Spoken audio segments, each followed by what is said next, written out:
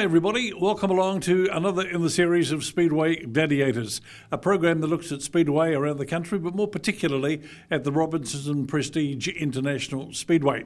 Coming up in the program, we look at the highlights from last weekend, which features, of course, the Tarrant Memorial Sidecar Champs. Also, the Superstocks had the Shownight Cup. This week is the Robin Pratt Memorial, and we catch up with Peter Rees. He's a 7-time winner, and also we catch up with Trish Pratt to get her views on the last 25 years. We're going to be looking back at last season's Robin Pratt Stockcar Memorial, and we'll be checking the updated Travel Manager Seasons points as well. Last weekend was a very big weekend. It was the Tarrant Sidecar Memorial and, of course, the Superstock Shownight Cup.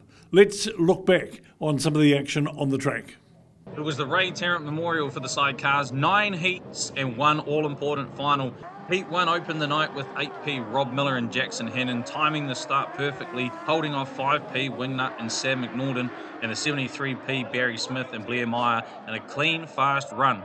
17B Nick and Caleb Holland and 47P 7 Robert Jensen completed the 5. Miller showing early intent with pace and precision. 73P was later disqualified. In Heat 2, the in-form and defending champion pairing of 89P Wayne and Max Lett blasted from the line to control the race from start to finish. 34V Aaron Rose and Nigel Sturgeon chased hard on the outside line to grab second, while 32P Sam Carter and Martin Domper, 13P Willie Jensen and Kieran Pitcher, and 21P Glenn Murray and Josh Henderson filled the next spots. Heat 3 belonged to 27B Craig Bowler and Kayla Meehan, who launched perfectly and never looked back. Heading home, 17P Tony Hislop and Matt Stewart, 33B Lance Beats and Harley Simmons, 63P Nick Davies and Tiaratia Elliott, and Heat 4 27B Bowler done it again, 2 wins in a row, this time ahead of 89P Wayne and Max Lett and 32P Sam Carter and Martin Domper, with 13P Willie Jensen and Kieran Pitcher and 17B Nick and Caleb Holland rounding out the 5. Heat 5 brought highlights for the locals as 34V Aaron Rose and Nigel Sturgeon powered around the top to take victory over 73P Barry Smith and Blair Meyer, 33B Lance Beats and Harley Simmons, and 5P Wingnut and Sam McNaughton. In Heat 6, 21P Glenn Murray and Josh Henderson produced a perfect start and controlled the race from the flag. Heading home, 8P Rob Miller and Jackson Hannon, 17P Tony Hislop and Matt Stewart, and 63P Nick Davies and Tiaratia Elliott.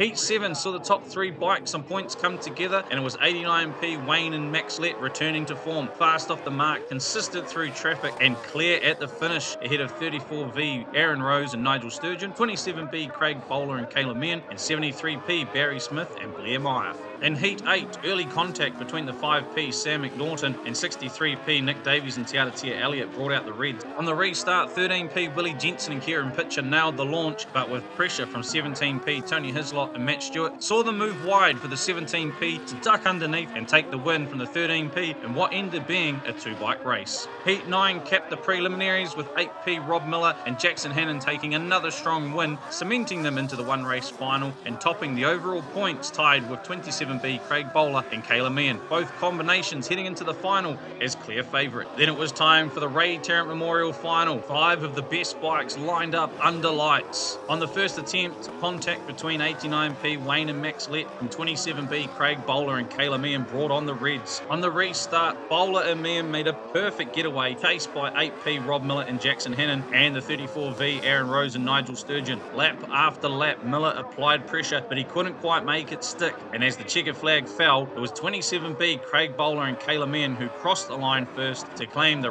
Tarrant Memorial, ahead of 8P Rob Miller and Jackson Hannon, 34V Aaron Rose and Nigel Sturgeon, and 89P Wayne and Max Lett in 4th, Tony Hislop and Matt Stewart in 5th. A brilliant night of sidecar racing, 9 heats, 1 final, and a superb performance all night from 27B Craig Bowler and Kayla Meehan, the 25-26 Tarrant Memorial champions at the Robinson Prestige International Speedway. The Superstocks delivered 3 heats of power and precision at the Robinson Prestige International Speedway. Heat 1 came alive straight away as 156P Trent James led the field into turn 1, with 79P Kyle Rowe and 34P Rebecca Barr close behind. Mid-race, 97P Byron Rowlands bounced off the wall, while Trent James and Rowe traded the lead. As the laps wound down, Jaden Ward in the 971C carved his way through the pack, pulling alongside Rowe in the dying stages. Coming into the second to last corner on the final lap, Ward dived low, squeezed Rowe wide and sent the 79p hard into the fence, hanging him out to dry and bringing on the Reds. Ward crossed the line in first, taking the opening win from 29p Matt Demensa, 156p Trent James. Despite the 79p being towed off to the pits, the team got stuck in and Rowe rejoined the field for the rest of the night. Heat 2 saw 971c Jaden Ward start strong and never look back. 156p Trent James and 29p Matt Demensa settled into a fierce fight. Mid-race contact between 237W Thomas Davis and 295p Porky Ellison brought out the Reds, but on the restart Ward was once again gone, smooth and in control. At the line, it was Ward taking the win again ahead of Matt Demensa, Trent James, Scott Williams and Rebecca Barr. By Heat 3 the track had slickened, but the pace was just as intense. 37p Bryn Liddell led early before 971c Jaden Ward powered through to take over the lead by lap 3. Liddell dropping off the pace. 237W Thomas Davis and 97p Byron Rowlands tangled in turn 3, sending the 237 machine into a roll and bringing out the red.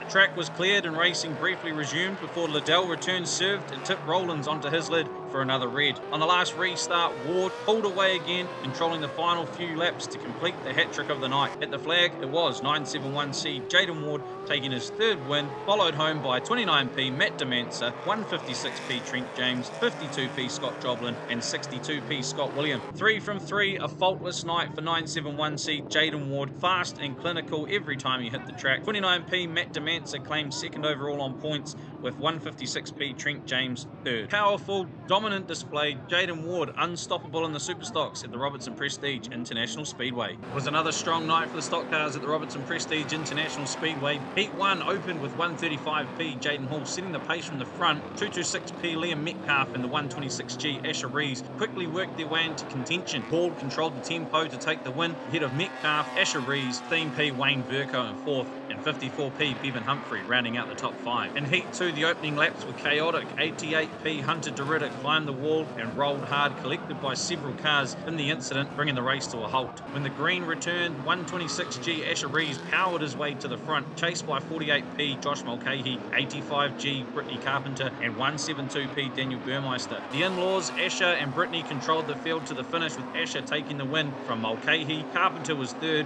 The stock car feature roared into life, green lights on, and this time it's Ethan Rees in the 85G machine leading them away. Right behind, 23p Ricky Lee Cowrie and 237W Thomas Davis trade paint as Aaron Watson, 45p, and the 133p of Tyler Walker give chase. Bit of contact mid-race with Cowrie, gets put in the wall hard. She fights back though and stays in the points. At the flag, it's Ethan Rees taking a commanding win ahead of Walker, Davis, then 172p Daniel Burmeister and 54p Bevan Humphrey, with Cowrie hanging on for the final spot. Clean, decisive performance from the Rees camp, showing precision and power all night. And a reminder, with the Robin Pratt Memorial taking place next week, the Rees family still means business here at the Robertson Prestige International Speedway. The Super Saloons brought thunder back to the Robertson Prestige International Speedway. Race 1 saw 6B Grant Flynn nail the start and control it from the front, chased by 27S Joe Ingram and 1NZ Mark Osborne. 58p Peter Binkston and 24p Martin Halcrow ran close behind as 95B Graham Strong struck trouble, tagging the wall and retiring mid-race. At the flag though, Grant Flynn took a commanding win ahead of Ingram, Mark Osborne, Peter Binkston and 76C Ashton Osborne rounding out the 5. In Heat 2, it was younger Osborne's turn to shine. 76C Ashton Osborne got the jump and never looked back, while 1NZ Mark Osborne worked the high line through into second. 18B Jeremy Brown and 24p Martin Halcrow traded places for third, as 44p Brendan Sharlin pulled infield after being an innocent party to an incident with 58p Peter Binkston and 5B Steve Flynn. Polished drive saw Ashton Osborne take the win ahead of his father Mark, making it an Osborne 1-2. Then came the feature race, a high-pressure 12-lap run. 6B Grant Flynn and 1NZ Mark Osborne went wheel to wheel, lap to lap, until Osborne looped it in turn 4, surrendering the lead. 76C Ashton Osborne gave chase right to the flag, but Flynn stayed calm and precise to take the feature victory. Ashton Osborne second, 27S Joe Ingram third, with 58p Peter Binkston and 18B Jeremy Brown rounding out the top 5. It's of fast, clean racing from the sport's future stars. Race 1 saw 52p Boston Joblin jump straight to the front, chased by the 294p of Charlie Newman and 18p Aidan Waihi. The pair swapped lines lap after lap until the final corner, when Joblin dived back under Newman to retake the lead and claim the first checkered flag of the night, Waihi in third. In race 2, it was 18p Aidan Waihi's turn to take control, and he never looked back. 21p Mason Taylor and 23p Kobe Dawn started their rivalry and running side by side for the minors, but Waihi held firm for a solid flag-to-flag win. Race 3 delivered one of the closest finishes of the night, and again it was 21p Mason Taylor and 23p Kobe Dawn trading the lead several times before Dawn found the grip down the bottom on turn 4 to edge ahead on the run home. 77p Will Carroll Holland came through strongly for third, with 52p Boston Joblin in fourth. And in the fourth and final heat, 66p Blake Preston made the most of the front row start to grab the early lead. 294p Charlie Newman chased hard with 18p Aidan Waihi and 48p Keaton Herco in close company. A late caution regrouped the field, but on the restart, it was Newman who pounced to steal the win from Preston, with Waihi, Joblin and Herco rounding out the top 5. 4 races, 4 different winners, and plenty of promise from a talented young field.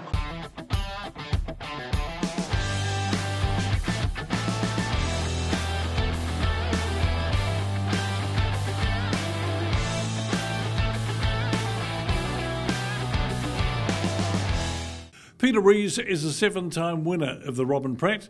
Can he do it again? Well, he's built a brand new stock car. He's going to try. We went out to Pete's workshop and got his views on what he thinks could happen. Well, it's not very far away from the Robin Pratt meeting, and one of the men that's actually raced in many of them and actually won it 7 times is Peter Rees. Let's talk about Robin Pratt. Now, Robin Pratt's name is well known to all of us. Many of us didn't even meet him. You, many of the drivers that are driving in the Robin Pratt Memorial, would never have met him either, but you met him, you knew him. What sort of a bloke was he off the track? A little bit stand-backish, a little bit arrogant, maybe. But I met him because he lived in Foxton, and of course I'm close to Foxton, yes, before I moved to Gisborne. He was very stand-back. Used to see him down at Motex because that was the sponsor. Yeah. Talked to you every now and then. Didn't tell nothing about Speedway, no secrets. But one of the first guys I met in the sport, because I was new to it. He wasn't very old back then.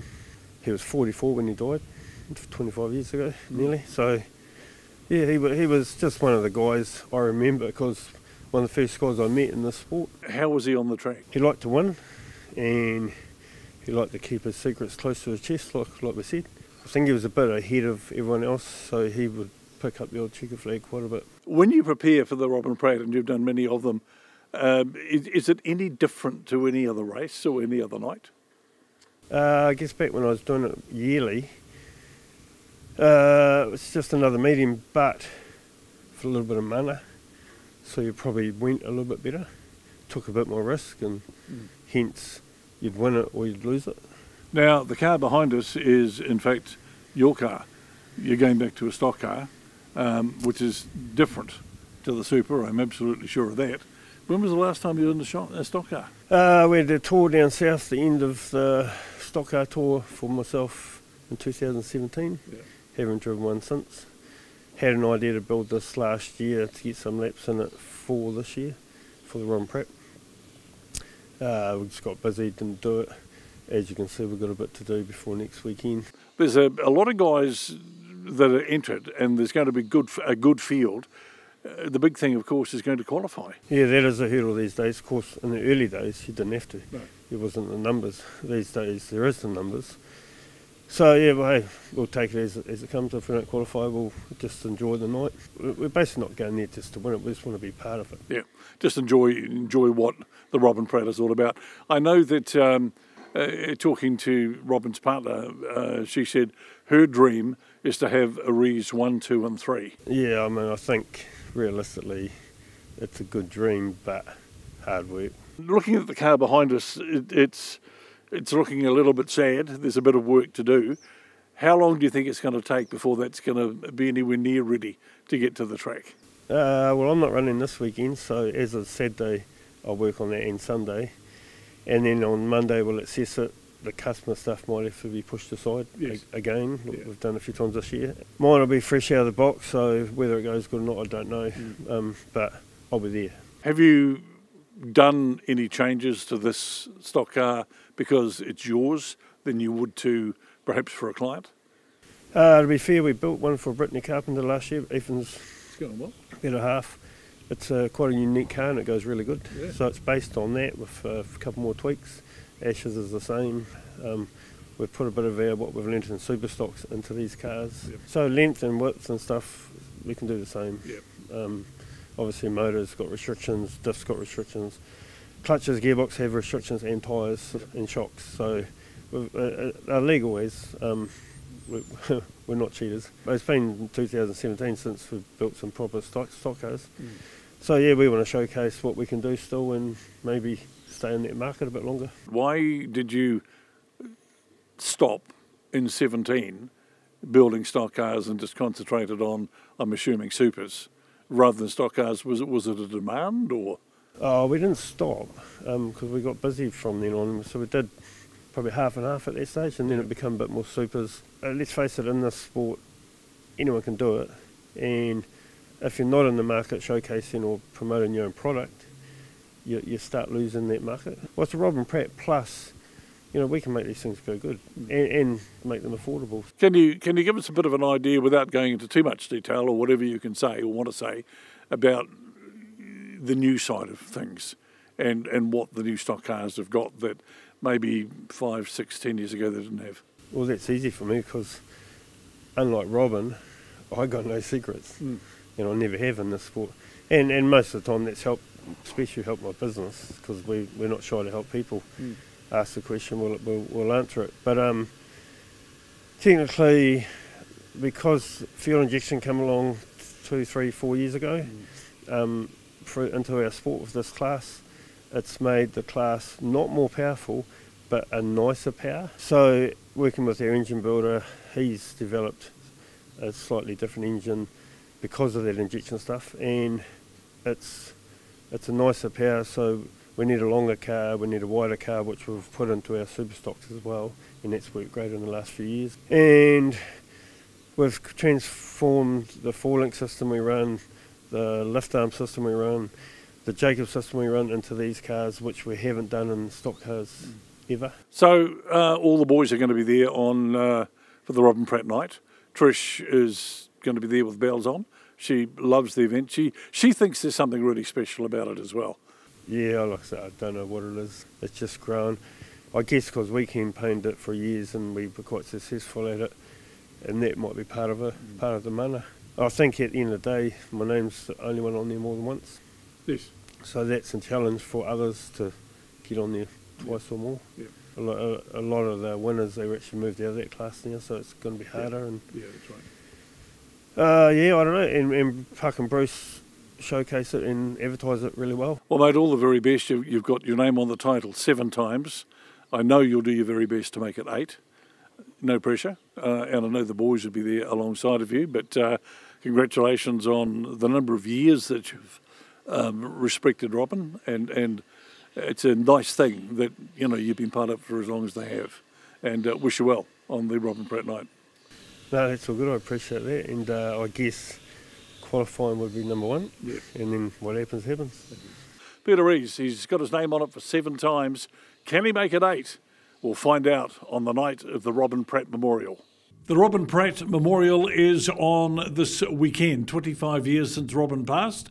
We caught up with Trish Pratt to get her ideas on how long and why it's lasted 25 years and what she thinks of the series. Well, the Robin Pratt Memorial is not far away at the Robinson Prestige International Speedway. Year 25, and Trish Pratt, of course, as usual, will be on the sideline. Trish, nice to see you again.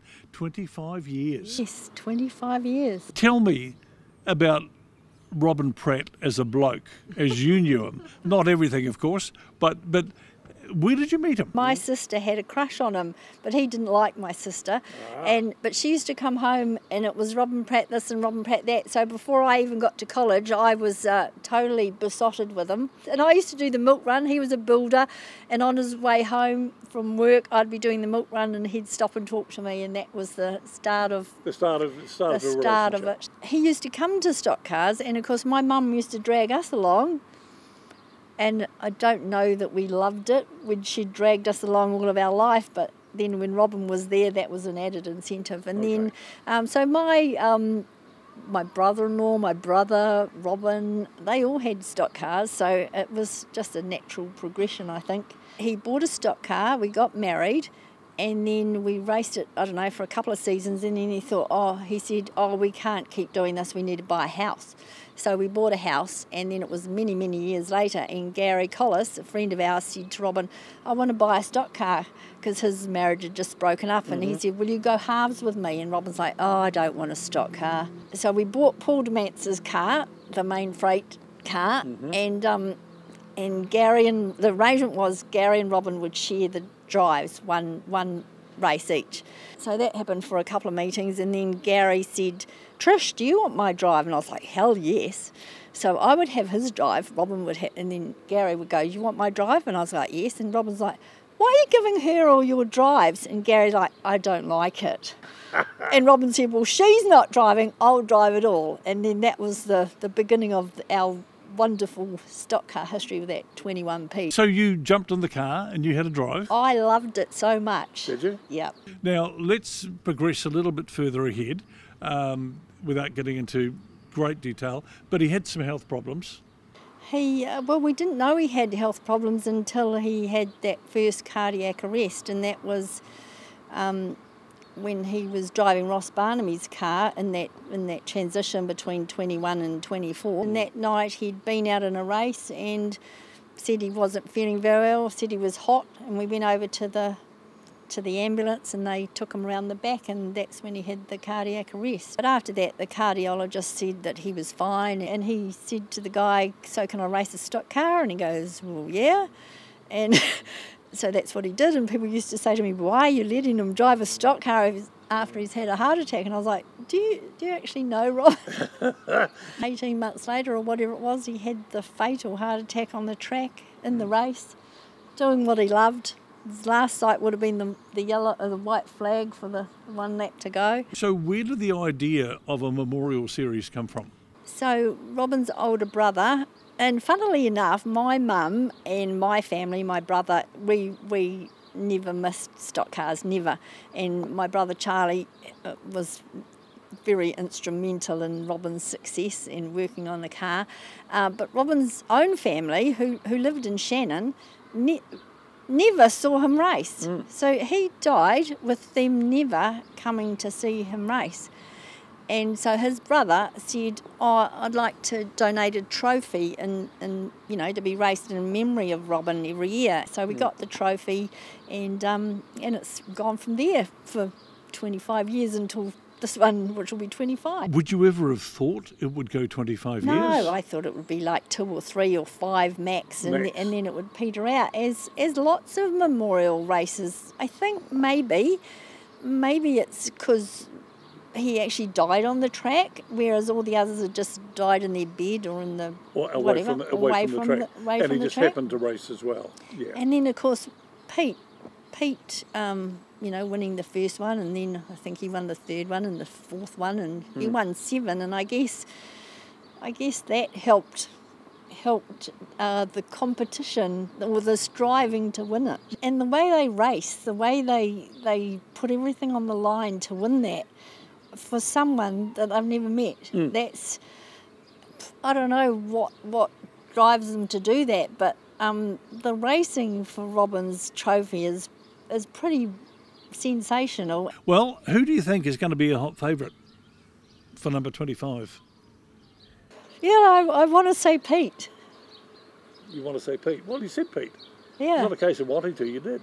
Yeah, I really want Pete to win it, but because he's done 7, so you think he might make a number 8? I would, because this is they're not going to come back. I asked them to get cars, I asked them to build cars, and they have, just for this, for me, to come on the 25th. So I really would love one or all of them on the podium. Yes.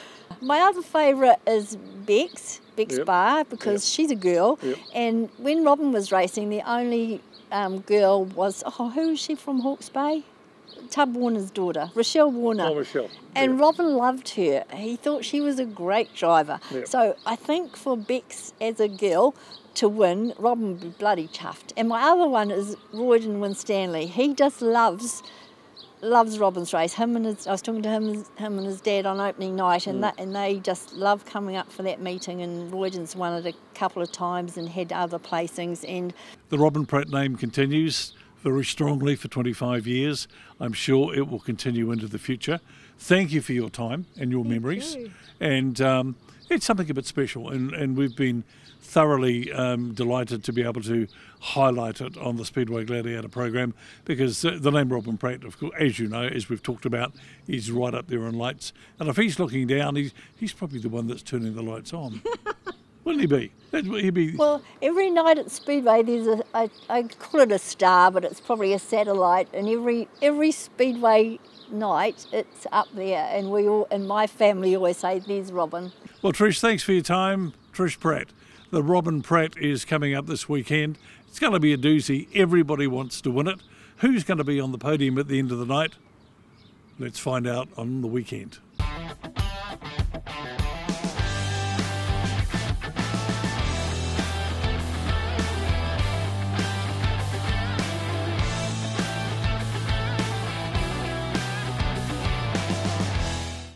Let's look back at last season's Robin Pratt Stockcar Memorial. Tanetti with the drag, Ackerman pushing through, Fippen, Cowrie, we got the squeeze back in the pack there. Norman goes to the wall, he's underway though.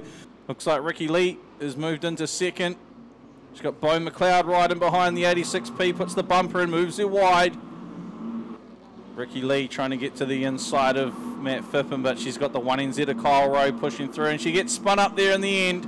Tanetti goes around in the 77 as well.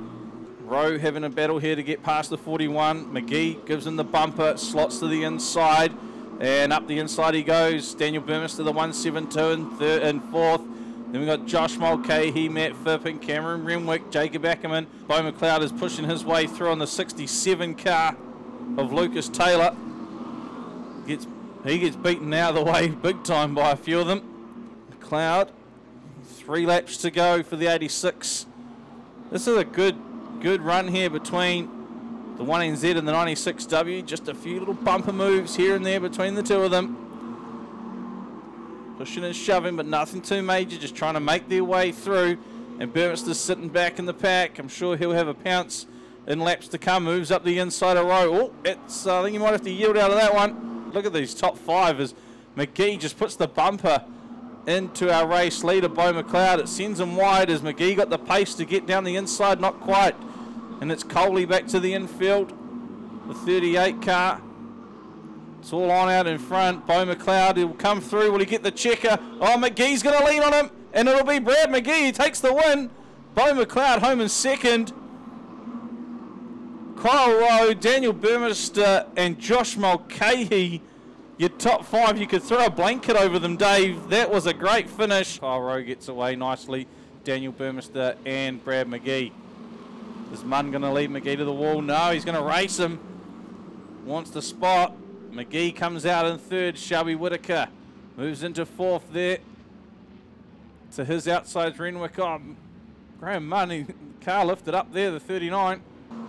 Still Rowe from Burmester. Let's look back through the field. Tanetti's pushing his way through. Jacob Ackerman. There's this Ricky Lee in the 23 car, trying to barge their way through the field. Oh, a couple spun up there. That's Liam Metcalf, Josh Mulcahy, Matt Fippen caught in it with Ethan McDonald. Shelby Whitaker, 66 has some problems. He pulls to the infield. Oh, Tanetti gets it wrong, gets clipped, and Bo McLeod's gone round. He got caught up in all of that. So a second in heat 1, and McLeod's on the infield in heat 2. Rowe now using the bumper to get through that lap traffic, pushes the 67 out the way.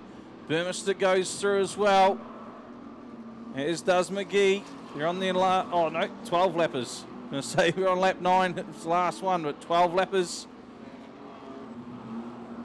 This time we get the white flag for the 1NZ of Kyle Rowe. Up the inside of Jessica Powell this time. Daniel Burmester still in touch in second. McGee there in third. And Fippin's in the wall with Galpin. Oh, McGee just puts the bumper into Burmester. Tries to push him wide. It's not going to work on Burmy, I don't think. Rowe will take the flag. Burmester in second. McGee in third. Let's get going. Underway, it's going to be Tony Norman. No, it'll be Jaden Hall. Gets us through. There is Bo McLeod, and has he found his target? Oh, he's off pace a wee bit there, the 86, if that was the case. As McGee is pushed on through. McGee sitting in third. On track, it's going to be Liam Metcalf and Jaden Hall. This track, it's wet. So leading it's Jaden Hall. Then we go back to Liam Metcalf, Brad McGee. Here comes Kyle Rowe, though, up the inside. Burmister's going to tag the 96. Rowe goes through. McGee puts the bumper in. Burmister puts the bumper into McGee. They've pushed him out wide. Jaden Hall still leads it. Kyle Rowe in second. Daniel Burmister in third. Then we go back to Brad McGee. Liam Metcalf there in fourth. Here comes Mulcahy up the inside of the 23 of Ricky Lee. Now the 1NZ. Kyle Rowe, he gets to the lead. Here we go. Let's see if McGee's going to go. Is he going to try and beat him with pace? Well, he puts the bumper into McLeod. Pushes him to the infield. McLeod seems to hold him up. Tags him, doesn't get him though, and McGee gets away from that one. 8 laps down, 4 to go. Make it 9 laps down, 3 to go this time round for Kyle Rowe, looking to go back to back. Oh, McGee, they got him.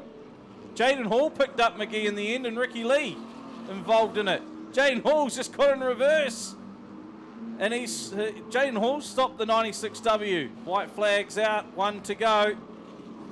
If they stay like this, we could have a runoff between Mulcahy and Renwick. Jaden Hall's on the pole line. Who's he going to pick up? Is he going to try and pick up McGee again? Yes, he is. Checkered flag's out. Kyle Rowe goes back to back. Burmister will finish up second. And a potential runoff at the moment between Josh Mulcahy and Cameron Renwick.